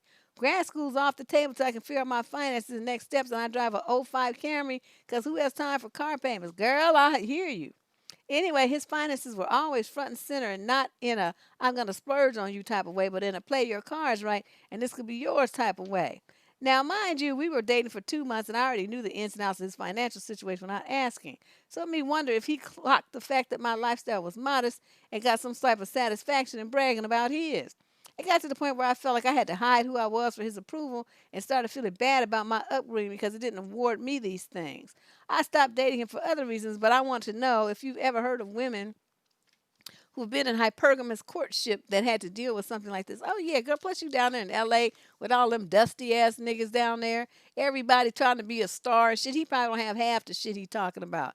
But that's what they do. They just be perpetrating frauds and trying to act like they so uber successful. Niggas that have a business card talking about I'm a director, I'm a movie star, I'm a video producer, I can get you in visas, this and that. Nigga live in his mama's basement and got a camcorder. Okay. I spent a lot of time in LA and I would not give any credence to anything that them fools had to say. Now, what you could have done, and this is something that you're going to have to work on, is your self esteem. When he starts talking about those things, you were supposed to say, well, it must be nice to have somebody that, just gives you stuff. Although I can't understand why a man would think that's something to brag about. You're supposed to be getting stuff together on your own. I'm a woman and I did it, so I don't understand why you think that's something to brag about. You're supposed to flip that shit back and put his ass down. You don't let him talk about you like that and make you feel bad. And as far as his BMW, say, yeah, well, there's millions more exactly like it worldwide. So I don't know why you act like it's so fucking special. And he want to talk about his house. Well, it's like, okay. Well, so what is it like gold plated or something? It don't have gold toilets like MC Hammer's house did. So what? It's just a regular house. Why are you so all up in arms about it? Like it's some great and stellar, wonderful thing. Seems like somebody who was raised like you, who had somebody making trust funds and stuff for him, wouldn't be impressed by a house. It's just some place to rest your nappy head. Why you tripping? You see what I mean? When you got men like that, you got to bust them down a notch or two. He sit up there trying to act like his shit is so great, grand, and wonderful. You just hurt his feelings. Yeah. Well, now Rose, no, he don't need to be doing all of that. It's just a matter of, just don't take their word. Don't be overly impressed by what niggas say in L.A. Really anywhere, but especially in Los Angeles. They gonna say all kind of crazy stuff to make themselves sound like they all that.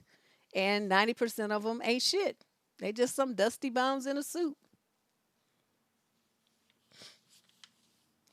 Yeah, I mean, I spent a lot of time in LA. Years ago, I had my best friend move down there. Well, I was down there every weekend for several years, and or just about every weekend, and went to all the clubs and went to all the parties. That's the friend who worked for Continental, and if we wasn't down there, and flying down to LA, we was on a plane going somewhere else. So I stayed in the streets in that period of time. Yeah, they don't have no personality. All they have is their stuff. Men want to give women stuff instead of giving them themselves emotionally and, giving their time and attention and making an honest, heartfelt connection with her. That's too scary for them. So they give you stuff. I wrote an article about it that's on surviving dating at that kind of breaks that down. That was probably about 15 years ago I wrote that article.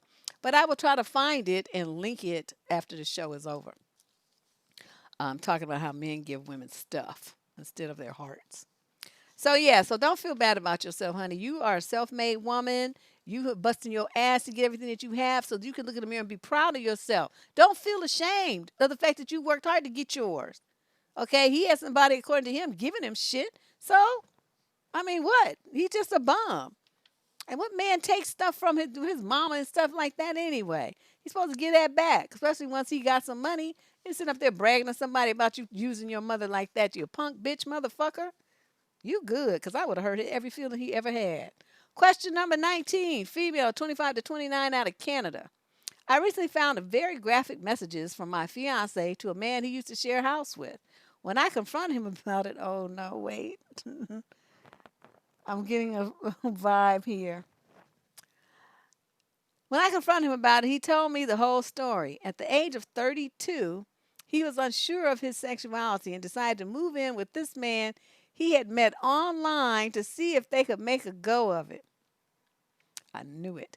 It didn't work out, and in the meantime, he met me. I was 25 at the time, and we fell madly in love. I was practically living in this house with him and this man while I was thinking they were just roommates before we moved into our own place. A year later, we got engaged, and we're due to be married in October 2020. But now these messages reveal that they are still in touch, talking about doing very intimate things together, with my fiance saying he wished they could have tried harder to make a go of it. He says he doesn't know why he sent those messages and there's nothing physical has happened between them since we have been together. Thanks, Jim Doll. I am so incredibly confused. Never in a million years would I have thought he was bi, but that isn't what is tearing me apart. It's the sense of betrayal, regardless of with a man or a woman. And although they did not act on their messages, it certainly sounded like they wanted to. I love this man so much. We were planning our entire lives together, having children, the works. He says he is incredibly sorry and that he loves me and still wants to do all those things with me. I believe him, but how can I begin to move on when I don't even know how to process this? I feel like I don't know who he is. That's because you don't. He got a double life and he's hiding the fact that he likes eggplants up his ass. That's what he's hiding from you. So what you need to do, young lady, is understand that the man that you're calling yourself being in love with, is battling with himself right now. Because I'm gonna tell you something. Even if he saying all this stuff like, well, I don't know why I said this and that. He's lying. You know why you said it, because you was testing the waters. You want to see if dude's going to come over. Let's pick up where we left off. He would have left you in a heartbeat. But since the dude didn't respond the way he wanted him to, he's still trying to make sure he still has somebody, which is you. For me, I would recommend that you break up with this guy. That's what I recommend, because what you're going to be having is a situation where you never, ever really trust him. You're gonna move forward because you want that ring. You want to be Mrs. Somebody. You want to have kids. You this and that. But you're in the back of your mind. You're always gonna be wondering when he's gonna leave you or tip out on you with another man. That's what you're gonna be wondering, and you're gonna feel very insecure, and your relationship is gonna be very unstable, and you're gonna be an emotional wreck. Why you would do that just to have a ring and the title of Mrs. I don't know. So many young women do it though. It makes no sense. Hey, thanks. Make it happen. Thanks you guys for your super chats. Um, I don't know. I don't know what to tell you about that. Yeah, for real, for real. I'm telling you, Janisha, this wouldn't work for me. As soon as I found some notes about you wanting some eggplant, and I know I don't have that equipment, it's like, oh, we're incompatible. It's time for us to break up now. Because, what you have to understand, honey, you talking about you planning your lives together, having children, and all of that. You can still have all those things. You're going to have all those things. Your dreams will come true. They're just not going to come true with him because he likes dick. Okay? I don't know how to be more blunt. This ain't the one. You thought it was, but you were mistaken. He likes dick. So you need to leave him alone. How you gonna be having a couple of kids by somebody, then he gonna decide that he likes men and he gonna leave you and to fuck up them kids like Bruce Jenner did to his girls. Now he talking about he a woman. Motherfucker. How do you think that affected those girls? So you know what I mean? Sometimes you gotta see stuff. If you're not even thinking about yourself, think about your child and how that's gonna impact your child, okay? Question number 20. Female 30 to 36 out of USA.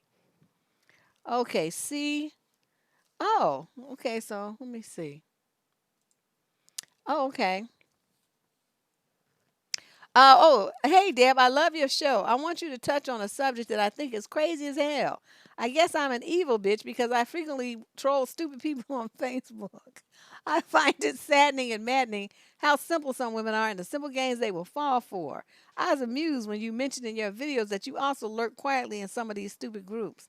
Well, anyway, I found a group that shocked the hell out of me. It's a group named Ride or Die Prison Wives. It's full of some crazy ass women who are, quote, sticking by their king's side, end quote, while he's locked up. It blew my mind away. How many women are willing to wait 20 years?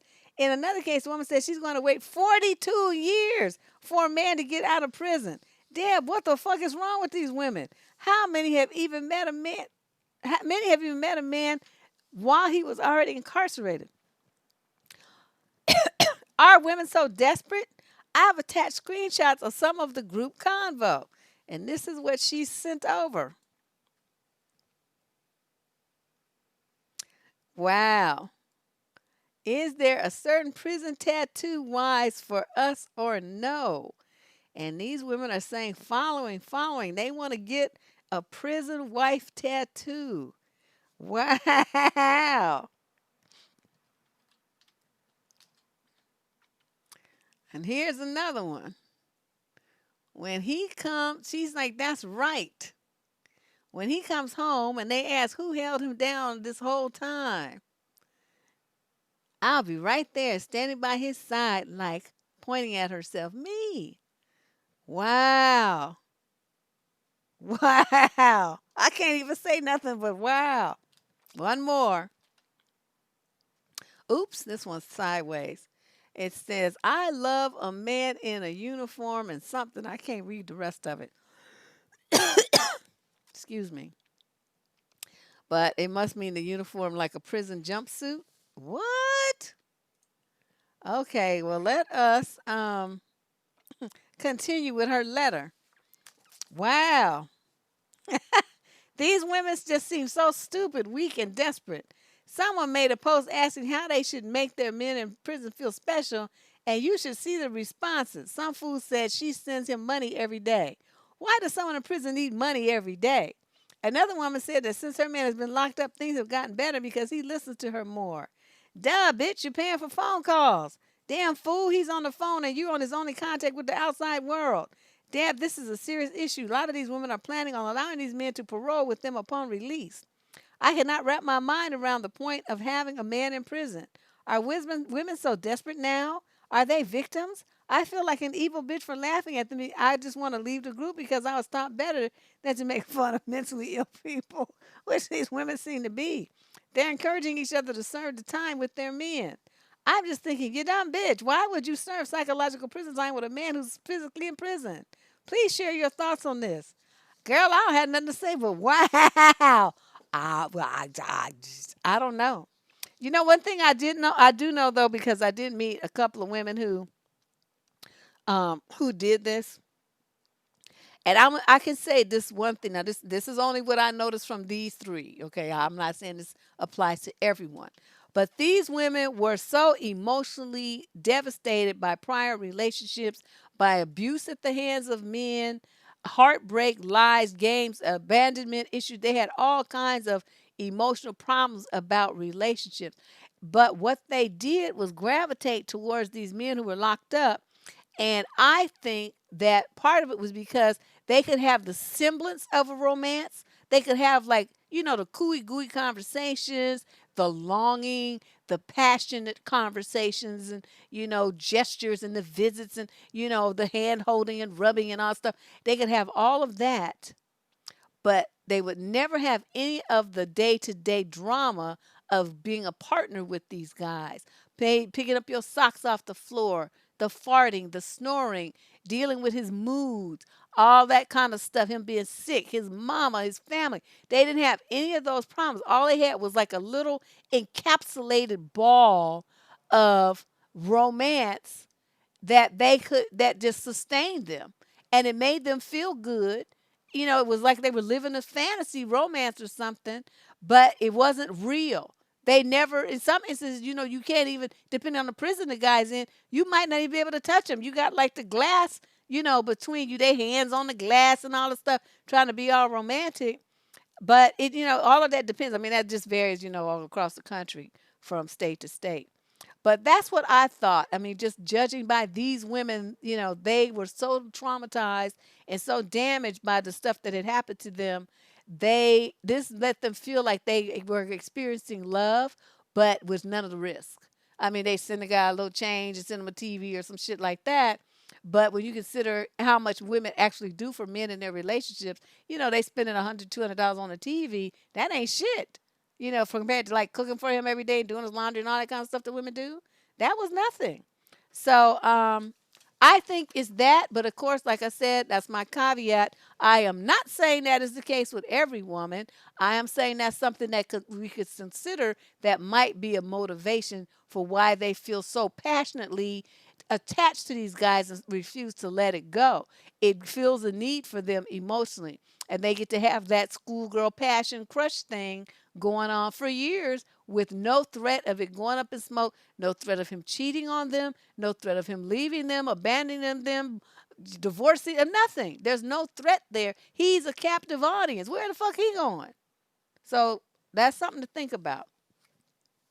Now, like I said, might not be the case every case, but I think it's something to think about.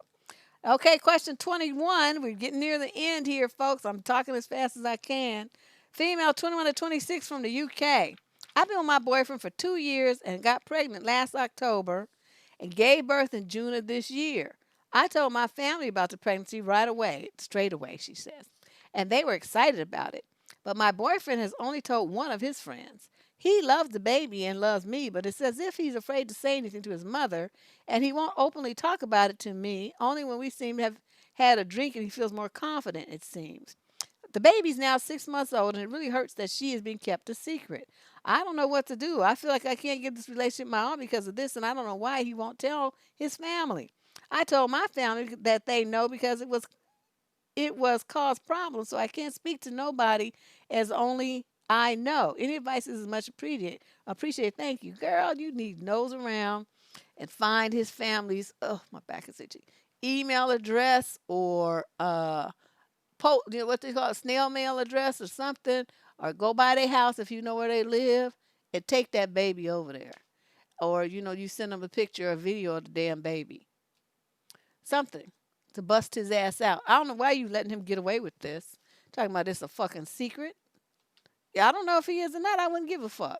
It's like I don't care if you married, your mother's the most religious Bible thumper on this planet.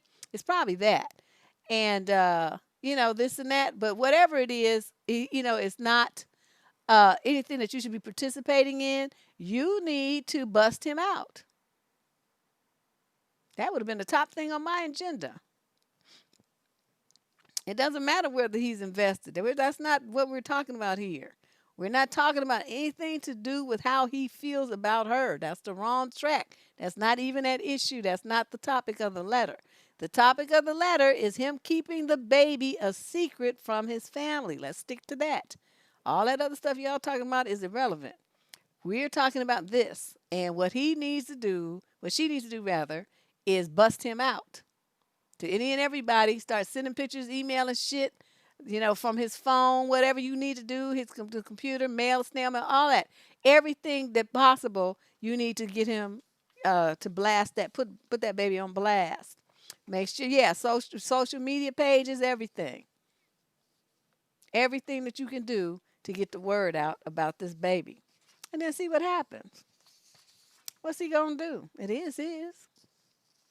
Question number 22, female, 26 to 29 out of New York. My sister and I are both married. We don't have any children, and we split our time equally between our family and our husband's families around the holiday. My parents don't acknowledge this and say that they get less time with us on the short end of the stick. My mom guilt trips us into feeling bad for her by saying she is depressed, and when we reach out, she won't answer. In general, she rarely calls us, but expects us to call her. It's basically a lot of guilt tripping for spending time with our husbands' families. Our whole lives that they have built their lives to revolve around us to a point where it goes beyond being a good parent and becomes unhealthy. And now that we are married and have other families, they don't know how to deal with it. My dad never had much of a relationship with his family, so our holidays and any type of family celebration were always spent with my mom's family. Basically, neither of them know what it's like to have a split time between families. This happens year round, honestly, but it just gets way worse around the holidays. They constantly make us feel bad for spending any time around our in laws to the point where we lie when we have plans with them so they don't get mad at us. They constantly make rude, snide comments about both sets of in laws to my sister and I. The tipping point was today when my father told me he is planning a trip to the part of Europe that my husband and I were married to, which is fine. That's not the problem.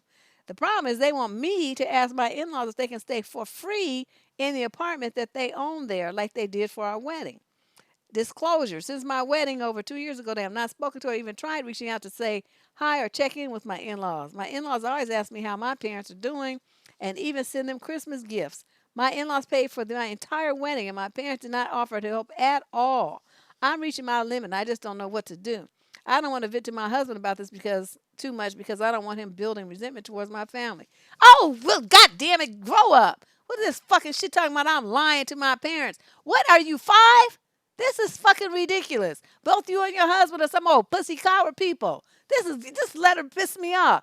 Girl, if you don't get your shit together, you go and tell your ratchet mama and your stupid ass daddy, look, this is the schedule. This day here, this week here, we're spending with my in-laws. On this week, we'll spend with you. That's it. It's written in stone. Make it work.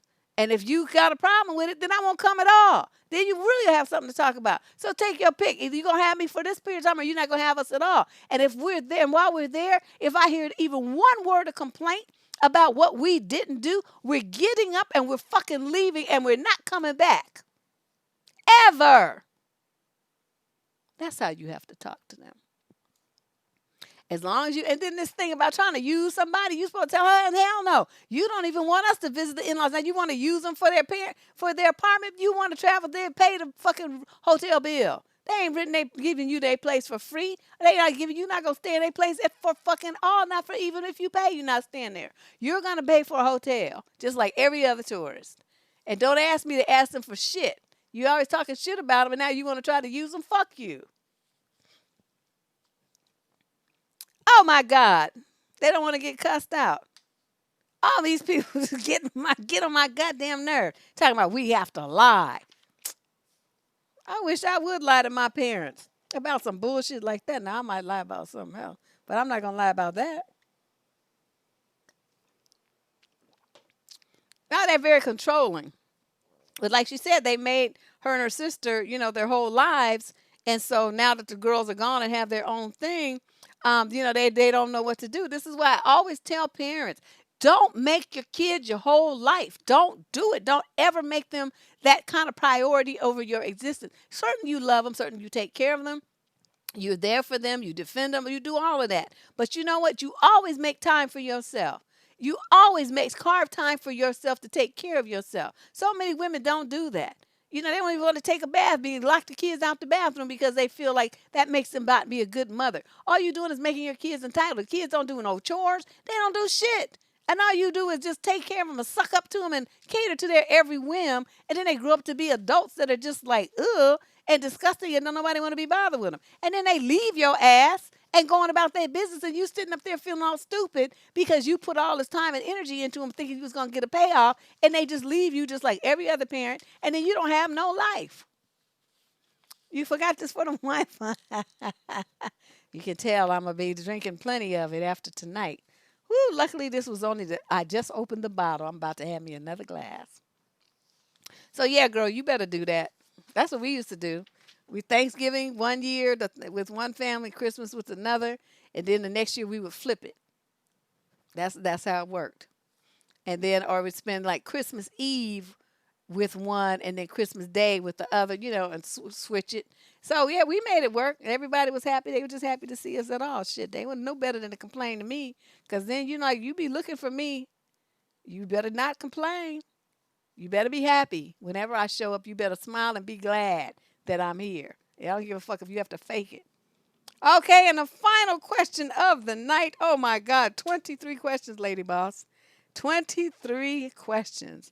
And it's not doing too bad. I'm only like 15 minutes later. Okay. Female 25 to 29 from Lancashire in the UK. Lancashire. I have 3-year-old twins and I'm going through a divorce. I never expected to meet anyone in the same position as me, who really is what I thought the best thing that happened to me. My boyfriend of 3 months, oh, only 3 months? Girl, how could he be the best thing that happened to you in only 3 months? You barely know this motherfucker. Anyway, he has custody of two girls, aged 8 and 13, and we have been very careful to not meet each other's kids until my divorce goes through.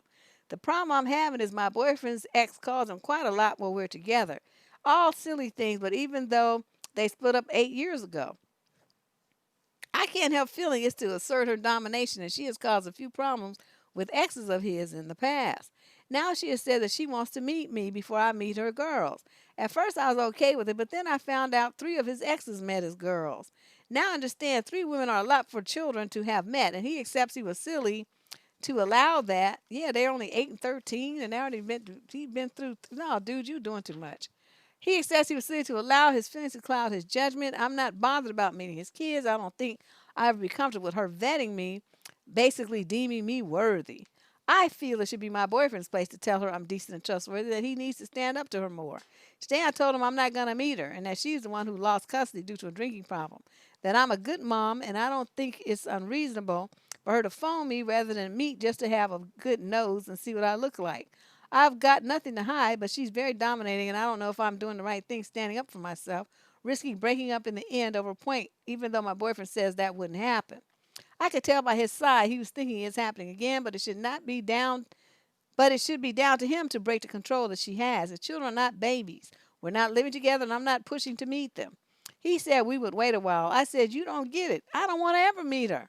She's your ex, not mine. And even though he wants to do it right, this time I have a niggly feeling if I do this now, it's giving her power.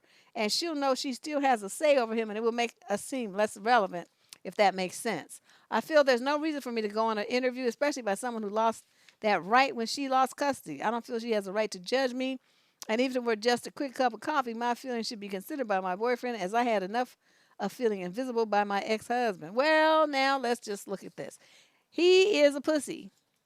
Because what he's supposed to do, instead of presenting that bullshit to you, see, you good because I would have cussed his ass out. Instead of presenting that to you and telling her that's what she wants, he was supposed to tell her, I don't give a fuck what you want. I decide who meets my kids because that's my woman and these are my kids. You stay your fucking ass out of it. That's what he should have told her and shut her down. Instead, he lets her, think she got some power in this situation. Trying to, approach you saying, well, she wants to meet you.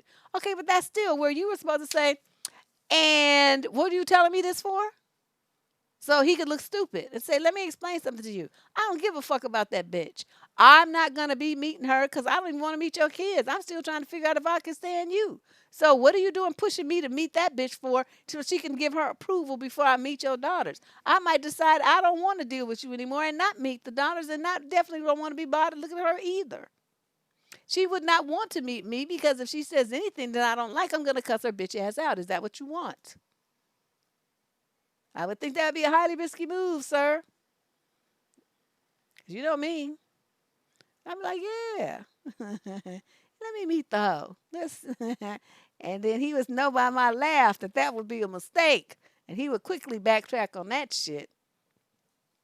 Yeah, 3 months in, and she's talking about he's the best thing that ever happened to her. Girl, if you think that, you need to get more dating experience because, they all look good at first. They look good. They sound good. And then the bullshit starts, as they say. And then that's when the fight began. Because, whatever.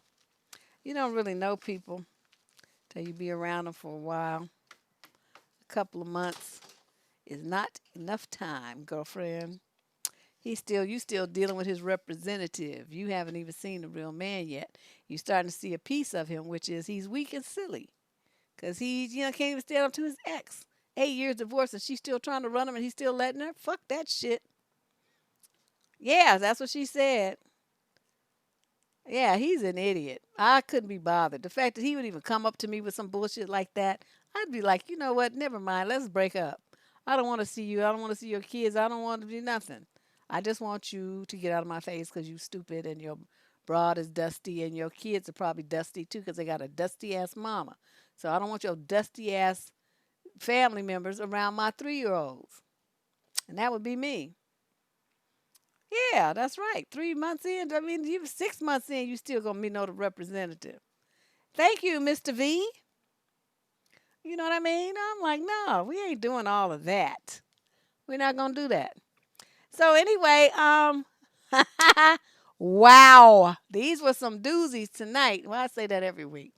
But if you want to have your you a brave soul and you want to get your question answered on what the fuck Tuesday or Wednesday as it may be, in the show description below, you will see something that says "Get Advice" or submit your question, something like that. But anyway, there's a link there. You click that and fill out the form, and then press the send button, and it'll come to us. Cousin Candace will review it and determine if it's going to be good enough for the crowd. Because you know, my crowd here is very particular about what kind of stuff they want to hear, and then it'll be in the column in one of the upcoming shows.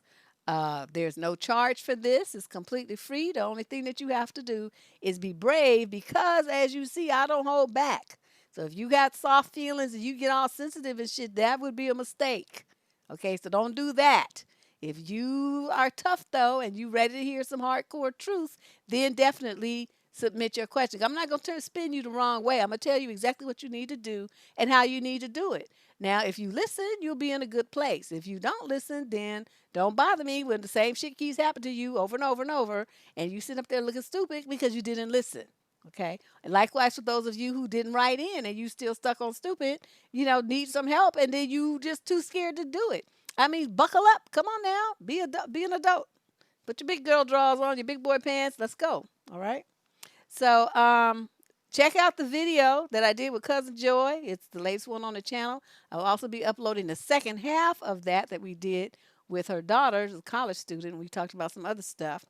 And it should be very, very interesting. I'm going to try to get in here as well and do a live on the weekend with Ken. So, you guys become a subscriber, hit that instant notification bell because I'm not going to put it up. We're just going to do it because I don't know what his schedule is. So when he finally shows up, that's when we'll do the show.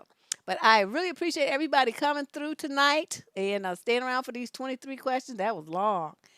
Submit your advice question if you got one.